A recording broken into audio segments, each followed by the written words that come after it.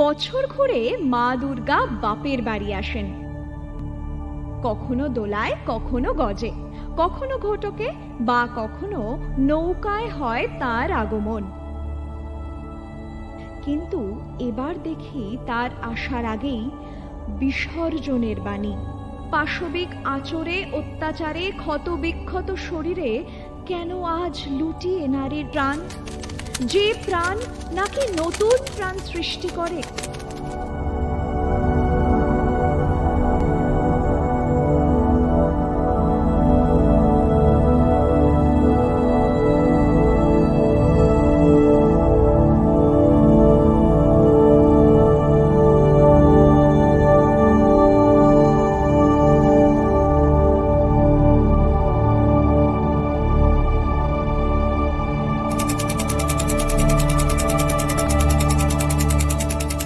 অন্ধকার ভরা শহরের রাস্তায় জনহুঙ্কারে কাঁপছে মাটি, কাঁপছে আকাশ।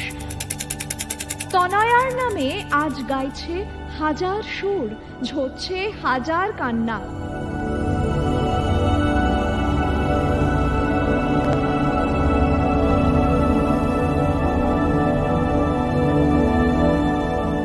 কিন্তু কেমন জানি কোথাও সব নীরব, যেন এক সমাপ্তিহীন প্রতীক্ষা।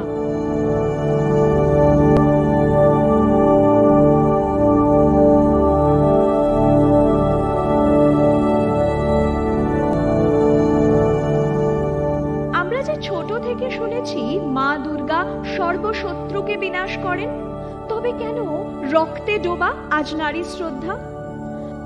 হায় রে মা, তুই এলে এবার সব ঠিক করে দিবি তো? একাধারে সাধারণ মানুষ, আর একদিকে ওই দাঁত নখের পিশাচ পশুরা। লড়াইটা অনেক বড়। অসুর নিধনে মা বিজয়ী হলেন, আমরা পালন করলাম বিজয়া। তবে মা কি আবারও আসছেন সংহার করতে? মাগো, তোমার বৃদ্ধ ত্রিশূলে একটি বার শুনতে চাই ওই অসুরদের মৃত্যু হাহাকার।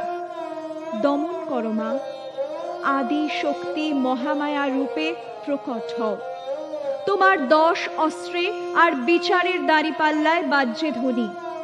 সকলে চায় ন্যায় বিচার, সকলে চায় মুক্তির স্বাদ, সকলে চায় দুর্গা যেন ফিরে পায় তার হারানো সম্মান। আশ্বিনের শারদ প্রাতে বেজে উঠেছে আলোকমঞ্জিত, ধরণীর বহিরাকাশে অন্তরিত মেঘমালা, প্রকৃতির অন্তরাকাশে জাগরিত জ্যোতির্ময়ী জগন্মাতার আগমন বার্তা। আনন্দময়ী মহামায়ার পদধ্বনি অসীম ছন্দে বেজে উঠে রূপলোক ও রসলোকে আনে নবভাব মাধুরীর সঞ্জীবন। তাই আনন্দিতা শ্যামলী মাতৃকার চিন্ময়ীকে মৃন্ময়ীতে আবাহন।